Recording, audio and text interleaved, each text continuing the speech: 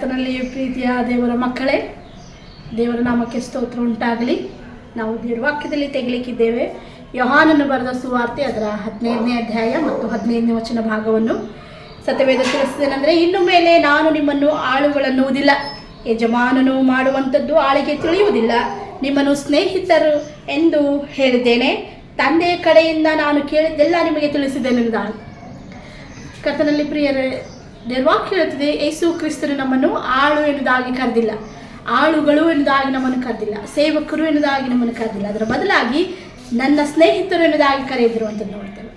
ಅದಕ್ಕೆ ಕರ್ತನ ಹೇಳ್ತಾನೆ ಏನಂತಂದರೆ, ಇವರು ನನ್ನ ಸ್ನೇಹಿತರು, ಇವರು ಆಳುಗಳಲ್ಲ. ಆಳುಗಳಂದರೆ ಯಜಮಾನನು ಏನು ಮಾಡ್ತಲಿದ್ದಾನೆಂದಾಗಿ ಆಳಿಗೆ ಗೊತ್ತಾಗುವುದಿಲ್ಲ.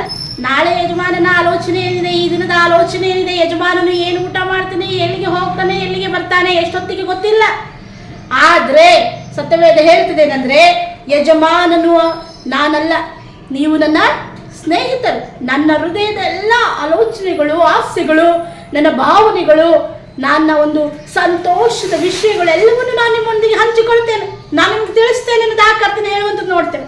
ನಿರ್ವಾಕ್ಯ ಹೇಳ್ತದೆ, ಸ್ನೇಹಿತರೆಂದು ನಾನು ನಿಮ್ಮನ್ನು ಕರೆದಿದ್ದೇನೆ. ಯಾಕೆಂದರೆ ತಂದೆಯಿಂದ ನಾನು ಏನೆಲ್ಲ ಕೇಳಿದ್ದೇನೋ ಅದೆಲ್ಲವನ್ನು ನಾನು ನಿಮಗೆ ತಿಳಿಸ್ತೇನೆ ಅನ್ನೋದಾಗಿ. ಕರ್ತನಲ್ಲಿ ಪ್ರಿಯರೇ, ಈ ದಿನ ಕರ್ತನು ನಿನ್ನನ್ನು ತನ್ನ ಸ್ನೇಹಿತನಾಗುವುದಕ್ಕಾಗಿ ಕರೆದಿದ್ದಾನೆ, ಸೇವಕನನ್ನಾಗಿ ಆಳಾಗಿ ಇರುವುದಕ್ಕಾಗಿ ಕರೆದಿಲ್ಲ. ಇವರು ಆಳಿನದಾಗಿ ಕರ್ತನು ನಿನ್ನನ್ನು ಆಳಿನ ಉಪಾಧಿಯಲ್ಲಿ ನೋಡ್ತಿರ್ಲಿಲ್ಲ. ಅದರ ಬದಲಾಗಿ ಆತನು ನಿನ್ನನ್ನು ಸ್ನೇಹಿತನು, ನನ್ನ ಆಪ್ತ ಮಗನು, ನನ್ನ ಮಗಳು, ಇಗೋ ನನ್ನ ಸ್ನೇಹಿತನಂದರೆ ನನ್ನ ಸ್ನೇಹಿತನೊಟ್ಟಿಗೆ ಬಹಳವಾಗಿ ಏನನ್ನೂ ಸಹ ಮಾತನಾಡ್ಬೋದು.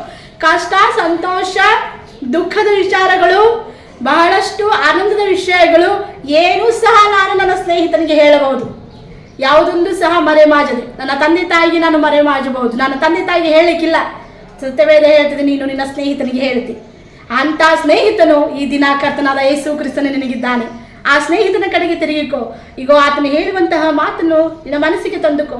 ನಿನ್ನನ್ನು ಆಳೆನುದಾಗಿ ಕರೆಯುವುದಿಲ್ಲ, ನೀನು ಸೇವಕನೆಂದಾಗಿ ನೀನು ಕರೆಯಲ್ಪಡುತ್ತಿರಲಿಲ್ಲ.